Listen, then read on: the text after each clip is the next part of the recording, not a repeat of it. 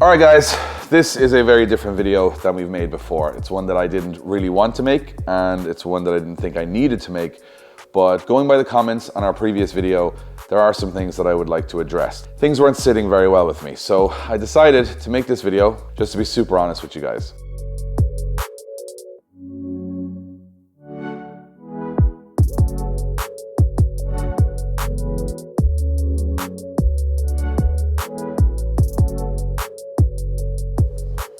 As you can see, this video is not monetized and it has no sponsor mentions. We got a lot of hate for our last video for doing a very clickbait title. A lot of you guys didn't like the style that the video was in, and I wanted to kind of explain a little bit more about that. But it also got me thinking that a lot of you guys who watch these videos might not know who we are, how this whole business works, and what we're trying to achieve for 2024. I was going to leave a lot of this to other videos and do gradual reveals, but I've had time today to sit down and think about it, and maybe there's a disconnect between you guys and us because you're not too sure how it all works. So I decided to create this, which is basically everything we're doing in 2024 on one board. And it might give you guys some scale of the challenge ahead. Now, this is a video that most YouTubers won't make, and we're not really YouTubers, and that's the bit that I think the disconnect is coming from. We do a lot of other stuff, and this year is really stressful. So I want to run through step by step everything that 2024 has in offer for drift games, what we're trying to hit, and how difficult it's going to be. So before we get over there, which is the drift games content, I wanted to show you guys all the events that we have this year. So these, number one, is events that we run. In Ireland, we are running 4 Drift Games Invitationals, which are fun events to drive with all of our friends. We run Japfest, which is Ireland's biggest JDM car show. Drift Masters Round 2, which is in Ireland, is also our baby completely. The LZ World Tour in Ireland, and our open days here at the Drift Games Studios. In Europe, we have a major part to play in Drift Masters in Spain, Finland, Latvia, Hungary, and Poland, the big one in the stadium. And then across the world, we have LZ World Tour in LA, Canada, and the third, which is still to be confirmed. We'll also be appearing at Dubshed, Ultrace, Players in Goodwood, Offset in the UAE, Fundraiser, and 5 more that I don't want to reveal just yet because they're not confirmed. Now, what a lot of people don't realize is when they see these events, they think that there's a lot of work to do in these events, but the real work is actually before it. As you guys can see, there's a huge list of stuff that we have to do for every one of those events, from organization, insurance, sponsors, scheduling, guests, video promo, paid ad, staff, accommodation. It goes on and on. In fact, we have a checklist, which we call a Drift Bible, of 140 items for each one of these events that we run. Also, for the events that we attend, we have, car prep, logistics, merch, accommodation, all that good stuff as well. So like 40 items from each one of those events. So in conclusion, a ton of events all around the world with a lot of work to do behind the scenes. On top of that, we are going to be running some competitive drift teams. The first team will be supporting our national championship in Ireland, the one that I used to own back in the day, the Irish Drift Championship. We are sponsoring 2 drivers to do 5 rounds of that championship.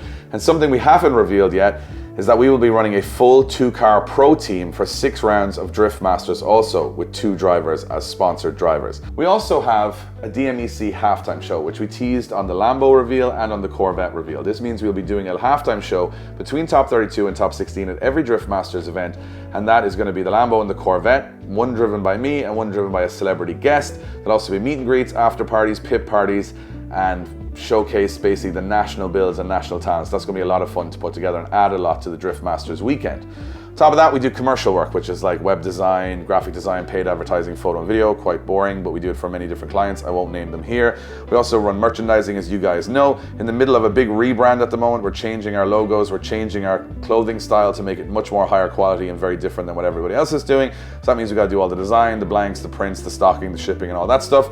We obviously have sponsors as well, so we have to do all the negotiations, the contracts, media for those guys, branding and advertising.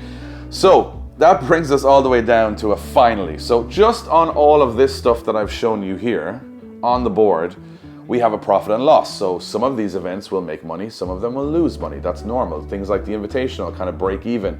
Some of these competitive drifting stuff, they just lose money. Some of them make better money than others. Sometimes we sell merch, sometimes we don't. Then, once we have all that sorted, we have to pay our overheads, which is probably about 30% higher in Ireland than anywhere else in the world. And then with all of that decided, we pay the wages, the loans, the rent, and that gives us a Drift Games budget, which is for Drift Games content. And we make about 150 videos a year. Some of those videos are from all of these events. and all of the amazing things that we do, including competitive drifting, but a lot of it is not. So I said, because you guys had so many questions on the last video, I would write down a lot of the things that make sense to me or don't make sense to me. So for example, why do we do YouTube? Well, it is a passion project of ours. We're very passionate about it. It's not a great money maker, but we love doing it. We love creating things. We also get to document all of our memories through all of the crazy events and builds that we do. We genuinely love cars. We want to share the journey with other people who are like-minded to us, and we love being creative. We didn't do any of this to be famous. We did it just because it gives us an outlet to work on cars and be able to afford to do those projects. Now, a lot of people will say also, why not build all our own cars? Well, the reason being is that we try. This year we're going to do a lot more hands-on. We've built our workshop here in the Drift Games HQ so that we can do a lot more hands-on stuff while we're still trying to organize all the other stuff. We can jump back and forth to the cars. When we had two separate buildings, it would take half a day to go between one and the other last year, so we couldn't really do it. That said, we do have a limited skill set because we're not professional mechanics. We also have limited time. As you can imagine, trying to organize all of this takes it away from our builds, and we have got amazingly talented friends who help us with all of these builds, whether it be tuning, whether it be paint, whether it be fabrication. We work with talented people in Ireland, and it's amazing that we get to collaborate with them on some of the crazy cars that we build. Now, another question that people always ask, why are we always selling cars? Well, this is an interesting one. I say taking no profit, just bought cars. So this is something that comes from down here. So I started this company 10 years ago with 20,000 euro and an 07 Opel Astra. We bought a van and we went on our journey from there with the Irish Drift Championship. However, in that 10 years, I have never taken €1 of profit from the company. I've taken my wages just like everybody else has here, but any profit we made, you guys see it. They go all into our cars. They go into the place we're standing in right now. They go into everything that you see on the videos. There is no cash reserves or money buried away. It is just all in what you see, which means that those cars are essentially assets to our company, which means they are get out of jail free cards, meaning that if one of these events is an absolute disaster, it rains, it's washed out, we have to refund people, something happens bad, we might just have to, against what we want to do, sell one of our cars. Sometimes we're selling cars because we're trading up. Some of the cars that you see in the studios have been traded up numerous times over the last couple of years to get better cars. Some of them don't have a purpose. Once we finish with them, they're sitting there, they do nothing, and they need to have a purpose. So if they don't have a purpose, I'd rather just sell it to somebody and let them have enjoyment from the car rather than it not moving.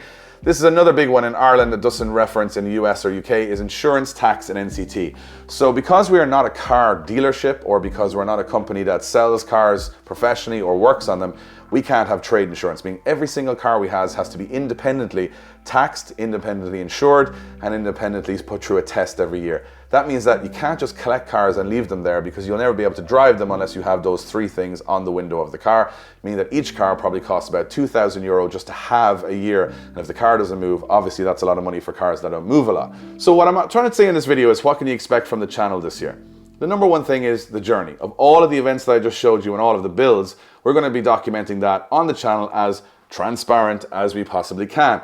And on the members channel, well, we have a members channel if you guys go to it on YouTube. I think this is more of the videos you can expect. Me talking about the trials, the tribulations, the nitty gritty, the benefits, the disadvantages, and sort of the business side of it, which a lot of people don't want to see in the videos. They just want to see burnouts and drifting and travel and cool stuff, which I get. But if you are interested in this kind of the business, then I think we can probably put that on the other channel.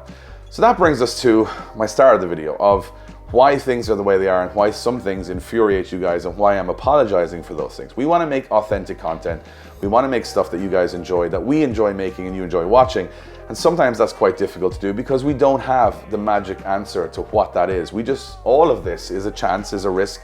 We're trying to throw stuff at the board and hopefully it works. Some of this will, some of this will not, and that's the nature of it. So I've done this kind of win versus lose, so you guys can discuss this in the comments, but this is the decision you'd make on a video, and this is the pros and cons of it. So for example, if we built relatable cars, people say, why don't you build cheaper cars? Something that we can do, that's cheap, that's not complicated, that's in-house. And that's great because it relates to you guys in the videos. However, those videos generally do lower views and can be overdone, meaning there's a million videos already about those cheaper cars and we don't really get much views in it because it's already been done to death. They're also not a massive challenge for us and the outcome is pretty predictable. If it's a simple project, it'll have a simple solution at the end. Then we can do exciting builds, but they're great because you have a challenge, they're unique, everything is new for us and it's exciting for us and they get good views. However, They are expensive, they take a long time, they're very unrelatable to some of you guys, and we have to do a lot of the work out of house because it's very specialist, and the money of those cars turns people off because they're not as relatable. Then there's the style. Well, you can go for a raw vlog style like you'll see a lot of YouTubers do. It can be natural, quick, feels like you're there, very, very off the cuff, which is great. But then some people complain that those are low quality. There's a lot of spinning the camera around. There's a lot of sound issues, so that's the trade-off. High production means the boys can get more creative and it works and sounds great, but it can feel staged or slower in terms of how to edit it and things like that. And then we bring it down to clickbait, which a lot of you guys had an issue with on the last episode. Now, channels that are much bigger than us, much more popular, and have much more budget and money and time do clickbait almost all of their videos. It's just a thing they do because if you think about it, if all my boys are working for days on an edit, getting an amazing video together, if that thumbnail doesn't make you click it, you're not going to watch it, and whatever heart and soul they've put into that video, you're not going to watch it just based on the thumbnail and description of the video. So it puts a lot of pressure on me to make sure that the hard work and the late nights they've put in gets watched by you guys, and sometimes I can go too far, which is by putting clickbait in. It does get us more views, but it does anger you guys, and we've listened and we know that that happens. Another thing that you guys have issues with is sponsors. So obviously we have ads in our video, and the negative is ads in general, nobody wants ads. However, it does help to make all of this possible, and it pushes the scene forward. And what I mean by that is that companies that invest in modified cars, in the events and drift stuff that we do, generally start sometimes by sponsoring us, or they continue and sponsor tons of other people down the line. These are the companies that are actually putting their own hard-earned money into the drift scene, into the modified car scene. So you guys supporting them, watching the ads and buying their products allows them to build bigger budget and spread that across tons more people that you like in the drift scene. For example, take Link ECU, take Strom Wheels, take, you know, all the companies that sponsor us. They have started small, and the more they've sponsored, now they sponsor tons of people all over the world. So supporting those companies that support our scene, I think is very important. And because you don't pay any money to watch videos on YouTube, your payment for the content or what you're putting in is watching those advertisements. That's how the whole thing works. So that was a lot of talking, and it might have felt like a lecture, which I didn't want it to, but it might give you guys a broader perspective on what we do here. And I'm just gonna be honest when I say this, that like, I don't have all the answers. I don't know what you guys are gonna like, what will be successful, what won't be. Most of the time, we just throw enough stuff at the board that some will work and some won't. We're in uncharted territory, especially for this part of the world, that we don't know whether it'll survive, whether we'll go bankrupt, whether it'll be successful. But I love making memories with my friends. I love cars, and I love the interaction with you guys. So that's why we do it, and that's why we're kind of being honest in this video. If you're a fan of drift games, this year will definitely be the most exciting year and risky year we've ever done in terms of events and content. We're trying to push as hard as we can because we know that in the future, all of this stuff that we're trying to build and do might not be possible. So while we have the opportunity, while we have the chance, let's build the car scene as big as we can. Let's build the content as big as we can. Hopefully, we inspire all of you guys. Because always remember that 10 years ago when I started this, I had nothing, and that's probably older than most of you guys watching this video now. So I'm trying to inspire all of you guys as well and build a bigger group of people and a collective to maybe offer more jobs and offer all that good stuff. Anyway, I've been rambling on. So that's just what I wanted to get out in this video. I felt pretty bad about the last video and the comments that went into it. And on the next video, we will be going back into regular business. But at the end of this video, I'm going to show you something that we probably would never show you otherwise.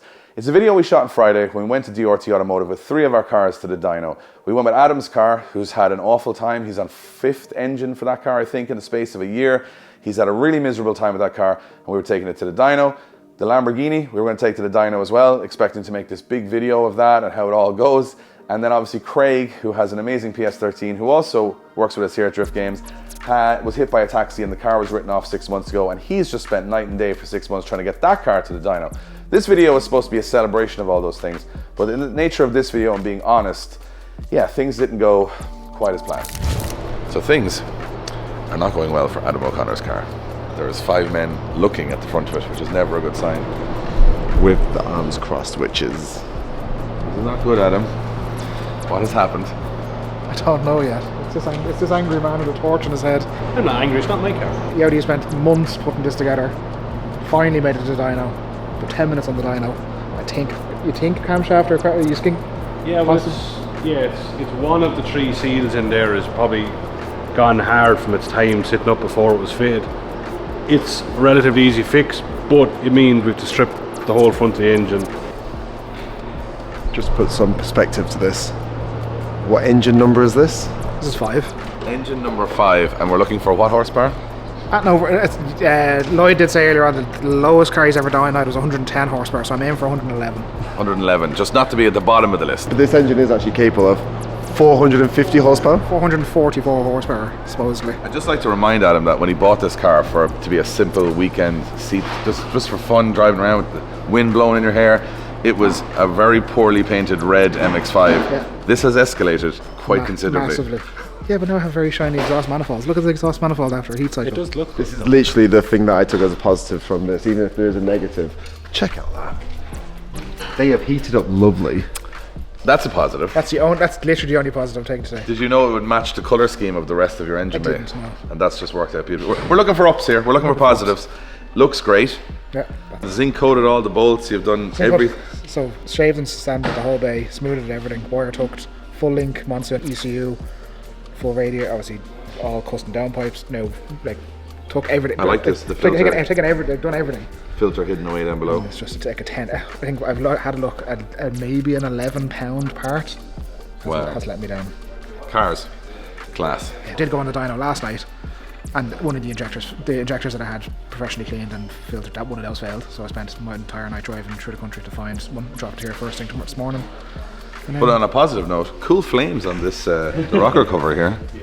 Just cool flames, zinc coated bolts. The car looks great, but the £11 part has let us down, which is hopefully not the theme of our dyno session today. Well, we have 3 cars here, so we always know dyno sessions don't always go to plan, so we've tripled up. The ratio of cars going on a dyno and having no issue is 30%. 30%. Now, if it's an existing build and it already works, that's different. But if it's a new build, which all of our cars are, just a heads up, we started today that it was my car was like supposed to be easy peasy done. Yeah, good start to the video. Everything's going great for Adam. Then we were thinking, because there's Craig's and Lamborghini, it's like maybe Lamborghini kind of swap. We've started. We have some doubts about the Lamborghini and certain issues that we think are going to be, because we've put a G5 in it. We think there's going to be some things in this video. This is the reality of it that we're just going to figure it out as we go. But I feel not very positive. Essentially, the G5 is finding all the issues. Yeah. The Link G5 has found a lot of issues that is on idle. So I'm not so. And then of course we have the Craigmobile outside, which is another how many? Probably 6 months of hard work and labour to get to here. Yeah, well, the lads know how much faint me from the last time I came up here, so I'm hoping to. No, I'm not really hoping to.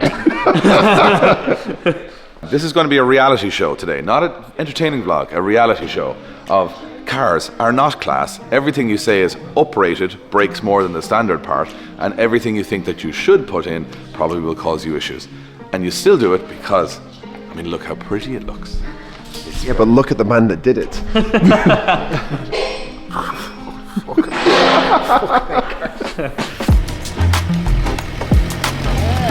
Ready for the road. Okay, so the MX-5 off, and now let's see what the Lambo can do. So for anybody that hasn't seen the previous videos on this car, this is a 2JZ Lamborghini that we are going to be converting into a drift car.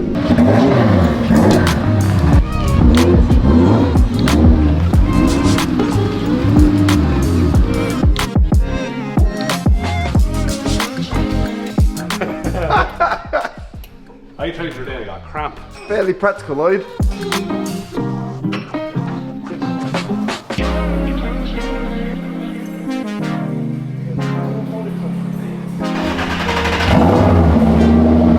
So today we're going to be a little bit more technical than usual because I actually want to know what Lloyd is doing. So Lloyd has plugged into the Link ECU off camera over the last couple of days. Andy at DRT Automotive has put in the G5, which is the newest flagship model from Link ECU. Lloyd, have you used the G5 before? No. So this thing has a lot of features. Yeah, it's totally different. You know, the inputs and outputs, there's a lot more of them. Software is new as well, but it's very similar, so it's only a matter of, you know, getting familiar with it. But I think it's probably the first one in Europe, I would imagine. I think it's probably the first one in Europe. Thank you, Link ECU. So what we've done is we've fitted all of the Link ECU sensors, so fuel pressure, oil temperature, everything in the car. Much more accurate than the factory stuff, and the last ECU that was in this car was a little bit more budget and it would have run a lot of the factory sensors, right?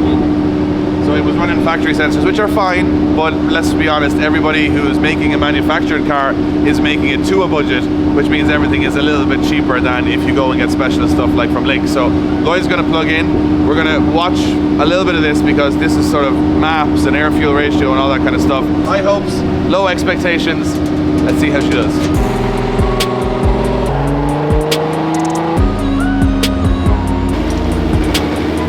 So I said to you guys we'd be pretty real on this video. So this is the first Link G5, so that's the new flagship model that anybody's put in a car in Europe. So Lloyd has fitted that to the car. The previous ECU that was in the car was locked, so they couldn't even look at the original map that was on that car. So he's going to have to set up a complete base map on this car from scratch on a new style ECU.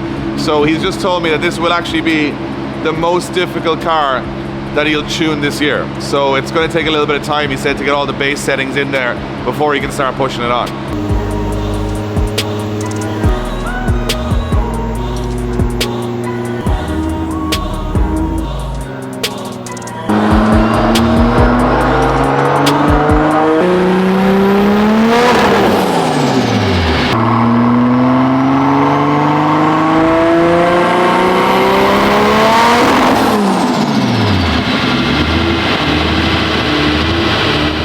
So Lloyd has had the car on the dyno. Well done, Lloyd. Brilliant job, because we got some exciting news for everybody. What power did our beastly 2JZ Lamborghini make? Was it 1,000 horsepower? Was it 800 horsepower? 650, 700 horsepower? Guessing's over. This is what it made. It made a whopping 388 horsepower, which is less than my Toyota Supra A90, which we only just have a tune on. So that is not a good thing, Lloyd. There's got to be a reason, because even 2Js, I know 2Js, that's pretty stock power with a tune on it. So what is happening to my Lamborghini to make so little power? Or why does it feel so fast and then only have 388 horsepower? The reason it feels so fast is that's at 4,000 RPM. So bet your Supra doesn't do that. No, it has linear power. It looks to me like there's not much linear power going on. No, the problem is, the root of the problem is the wastegate. The wastegate, the external wastegate, is really, really small. So we basically no boost control, and it's making 2-bar boost like basically straight away. So you have a shit ton of torque, because if you look at the torque, it's like 500 pound-foot of torque at 4,000 RPM. Like that. That's dangerous. But because we now have a link in the thing, we've got actual engine protection. So the reason we're only making that power is the ECU seeing that boost out of control, and we have a rev limit. So the ECU cuts off the injectors, cuts off the fuel supply, and so you can't break your engine. What's it revving to? Right now, 5.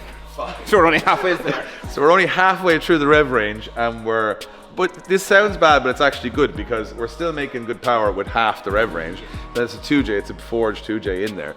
So basically what we need to do is get a bigger wastegate.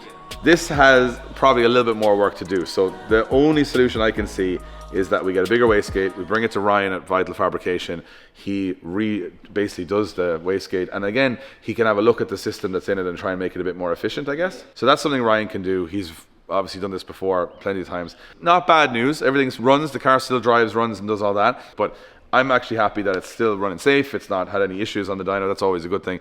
So we gotta go, get this thing fixed, get it back on the dyno, and then we'll see what it really can do. So, Lamborghini's going off, and that's 2 out of 3 cars now that haven't really performed as they should. So there's 1 car left now. Yeah, so we all know that we've saved the best for last, because obviously 1.8 MX-5 engines, notoriously unreliable. 2Js, notoriously unreliable, but something very reliable, one that'll always come through, is the good old SR. Never an issue. I've never heard of one. On the internet, in person, never heard of one. But Craig has a good SR, so we're going to put that on the dyno, and maybe through this video we will get 1 car to actually do some power runs on the dyno. I was going to say, it's all lying on you now, Craig, like no pressure. Yeah, like we need it up for this video. Everyone started commenting on our video saying, I want the real stuff, the raw stuff, the misery. Well, you're deep in it now. This is the misery.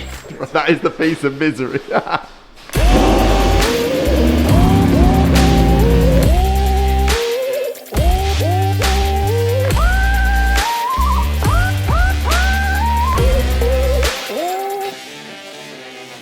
No pressure.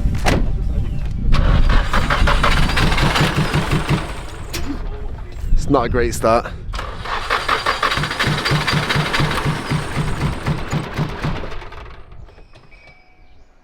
Craig is not giving the SR a good name this, if I'm going to be honest with you. Even make it to the dyno. Gotta get to the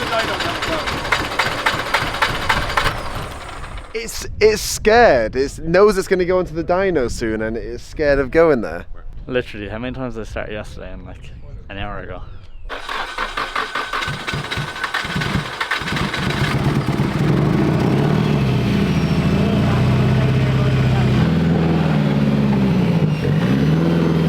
So we're doing a boost leak test. Leak test to see how many bits did Craig get wrong. This is like your maths test at school. That's literally what I said earlier on. Well, I hate to break it to you, Craig, there's definitely a leak somewhere. Wow. Nice.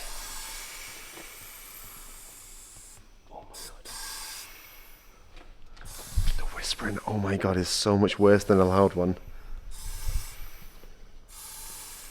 I think it's coming up around that, or it's kinked as well. I can see it coming there. Put your hand there, Craig. Yeah.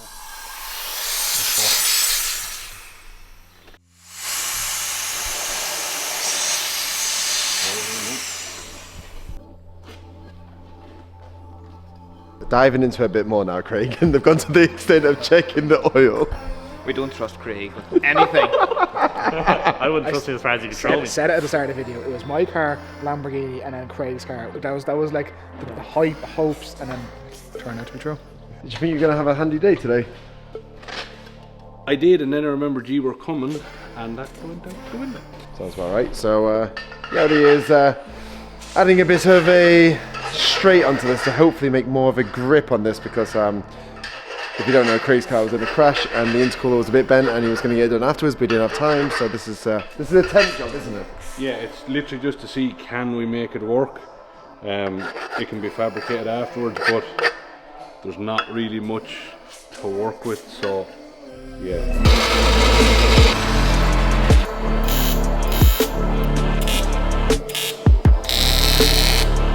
Test number 2. Yeah, normally with aluminium, contamination is a problem. When the contamination was a taxi, it makes the problem even more. Not sure if we mentioned Craig got crashed into by a taxi. Are we getting longer on these? 15 actually. So on a scale of 1 to 10, how dyno ready was this, would you say? Can we go on the minuses? You said you were proud of me earlier. I was going to say, you can't be quickly taken away now. I know, but never let the truth get in the way of a good story, Craig, so, you know what I mean? Okay, fingers crossed. Oh no, yeah, I can see it in your face now. Gone white. If any of you have ever dined in a car, you know what we're talking about, but honestly, it is the most tense time ever because you're stress testing the car for the first time, and this car's been fully rebuilt, so this is his first proper test. It's go time.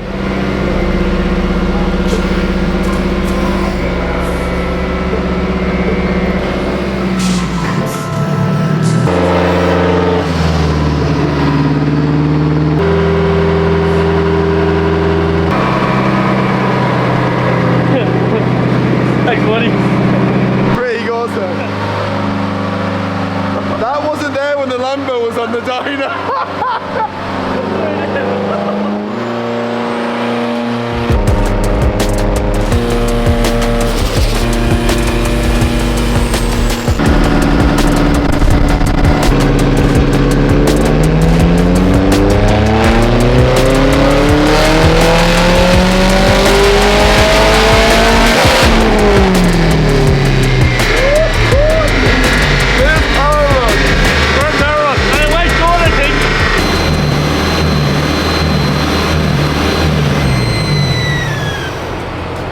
And 14 horsepower out of a very fancy SR.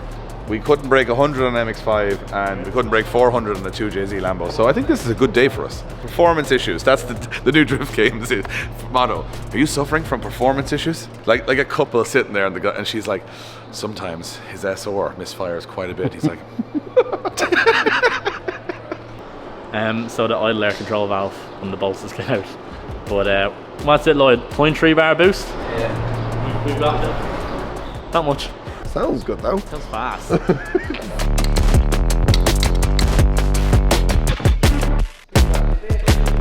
This is all the threads are pulled in this. So if you look on this side, Oh, so it's that one it won't go in. yeah, all the air is all blowing in out around that.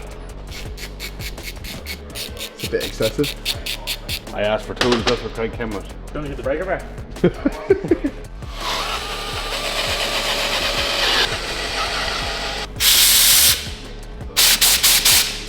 So refred them with a bigger size, and fingers crossed it should hold. Do you think it's going to work? Ah, it should do, there's plenty of meat left.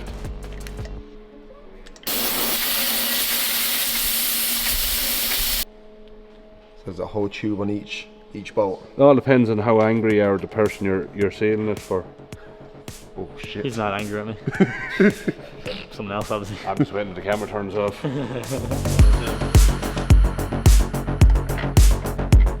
We get the impact now. Yeah, gotcha. Save a couple of seconds, as Josh says. Don't over tighten it and do the thread. Oops! Oh no. That's a hard watch, I'm not gonna lie. Here, need a bigger ratchet, I'd say. Yeah, well, if someone had brought me the little ratchet I asked for, not this. That is a little one. Nice, you going for it? Yeah. Not funny. It was bright when we came in here. What's going on here? So much for these 10 minutes, like. No, 10 minutes take it Literally, off. daylight has left the building, Craig. This is all your fault.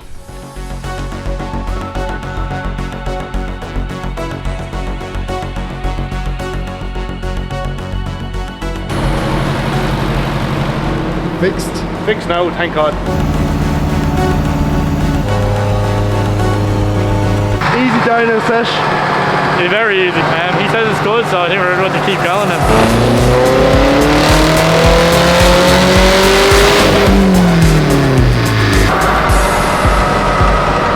277, and there is people under the car. Oh, fuck's sake, yeah. Here, right in the turbo. Turbo, is it? Yeah. It's on the turbo here. Right. Lose a lot of power through that. Yeah, that wouldn't work very well now. Well done, Craig. Well done. Craig, this day started off so well for you. Oh, did it? Boost pipe back on, here we go. What's the bets on what else is going to come off now? The odds are just way too far out. So what is it? Third time's the charm.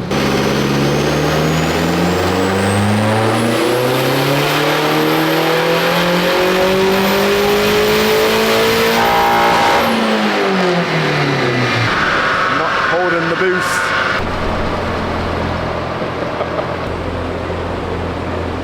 Okay, fourth time lucky.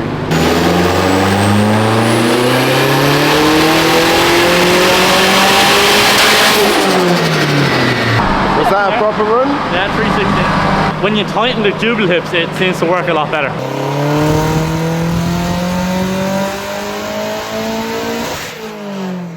So after many attempts and many boost pipes that have come off, I think we're calling it a day, and we are 3 for 3 for dyno failures.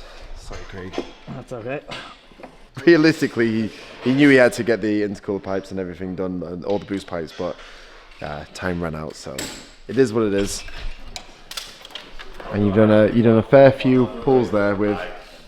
I bet you've never seen a session like that. No, this was basically an NASR. There's like, I don't know how many runs there is there, and I got one run where it actually kept intercooler pipes on for like a full run, and that was like 0.8 of a bar. So I'm guessing the waves is it was going, Yeah. and then the pipe came off. Yeah, off. So, On the back, we're going to get 500. it's okay. That's fine. Who's ever letting you come back?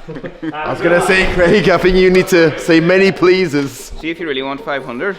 Well, whenever you have it down with Ryan, get him to make you a set of JZ engine mount. Right, thank you guys for trying your very hardest, and well, on a positive, we have a big good list of things to fix before we come back, is that right? Yes, you're welcome back. We will be back, and we will be back stronger.